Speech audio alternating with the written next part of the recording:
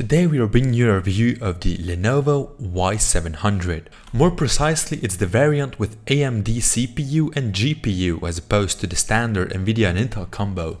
But how far behind is AMD in the mobile department, or is it maybe even ahead? Stick around and find out. Starting with the specs, our laptop has an AMD Carrizo FX-8800P processor inside that clocks between 2.1 and 3.3 GHz and has 2 real and 2 virtual cores. Also, it has an AMD Radeon M385X graphics card that clocks between 900 and 1100 MHz. It has 4 GB of DDR3 RAM, and that's a number that's quite honestly too low for any kind of demanding work in browsers when we have 10 or more tabs open, much less something actually demanding like rendering or hardcore gaming. Luckily, one spot is still free, so we can expand to an actually usable capacity.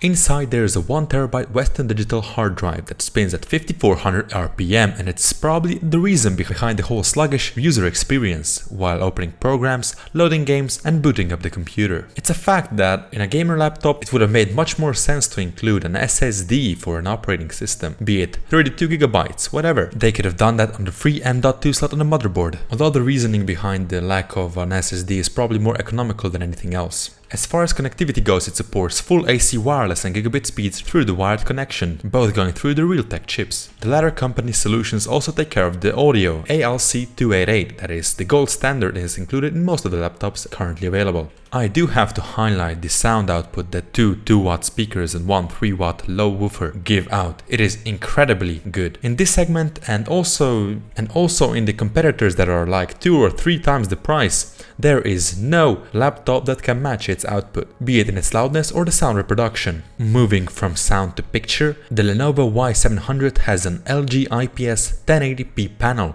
that is perfect for this price range with solid view angles and of course good color reproduction.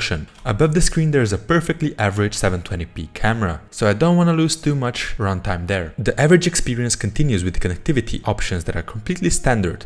2 USB 3 ports, 1 HDMI 1.4 and Kensington lock on the right side, while there is a charging port, USB 2.0, audio jacks and SD reader on the left side. One point to note is that the SD reader is positioned a few millimeters too much in the inside of the laptop, and we have to stick our whole fingernail inside the slot for it to register and it to lock inside, and then again it's also a challenge to get it out. The keyboard felt completely at home to me because I have a 2-generation older version of the Y700 as my personal laptop that has the same layout and the travel of the keys. Therefore I'm not quite objective here. The red illumination with 3 levels of intensity is the one feature that gives the whole laptop its gamery touch. Here another problem, our review sample had a weird bug that kept one LED light on, even though we turned off the backlighting. Just a minor thing to note, but your experience of course may vary. Meanwhile, my usage experience with the touchpad is not that positive because sporadically it just stopped working for a few seconds, often while using it in multi-touch mode, but I didn't go any deeper than that in troubleshooting it. All of the above is powered by a 4-cell battery with 60 watt-hours of capacity, with which we got over 6 hours of battery life with browsing on the web with low screen brightness. It drops down to around 3 hours when watching HD videos on YouTube or playing Blu-ray movies. And last and also least,